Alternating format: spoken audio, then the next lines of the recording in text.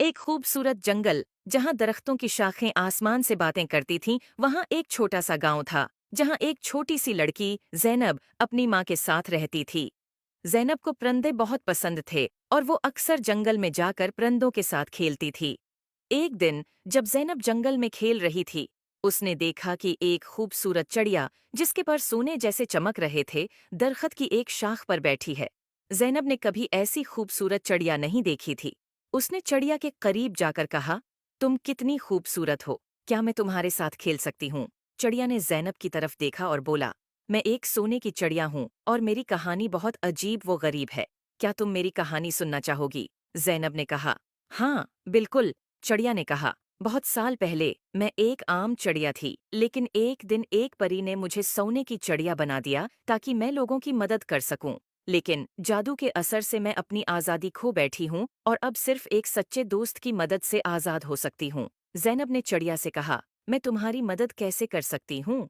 चिड़िया ने जवाब दिया, तुम्हें जादुई परी को तलाश करना होगा, सिर्फ वही मुझे आज़ाद कर सकती है। जैनब ने वादा किया कि वो परी को जरूर तलाश करेगी। अगले दिन जैनब ने अपनी तलाश शुरू की और जंगल के बीचों बीच एक खूबसूरत झील तक पहुंची और उसने देखा कि एक खूबसूरत परी पानी की सतह पर उड़ रही है। जैनब ने परी को पुकारा, अये जादुई परी, क्या आप मेरी मदद कर सकती हैं? परी ने जैनब की तरफ देखकर मुस्कुराकर कहा, हाँ, प्यारी बच्ची, बताओ, क्या मसला है? जैनब ने परी को सोने की चिड़िया के बारे में बताया। परी ने कहा, तुम्हारी नेक नीति ने मुझे बहुत मुतासिर किया है, मैं तुम्हारी मदद करूंगी। परी ने अपनी जादुई छुरी से झील के पानी को छुआ और एक रोशनी का गोल दायरा बनाया। उसने जैनब से कहा, चलो, मुझे उस चिड़िया के पास ले चलो। जैनब और परी दोनों चिड़िया के पास पहुंचे। परी ने चिड़िया की तरफ देखा और कहा, तुम्हें आज़ाद करने का वक्त आ गया है। परी ने अपनी छुरी से चिड़िया के ऊपर जादू किया और चिड़िया की पुराने जादू से आज़ाद हो गई।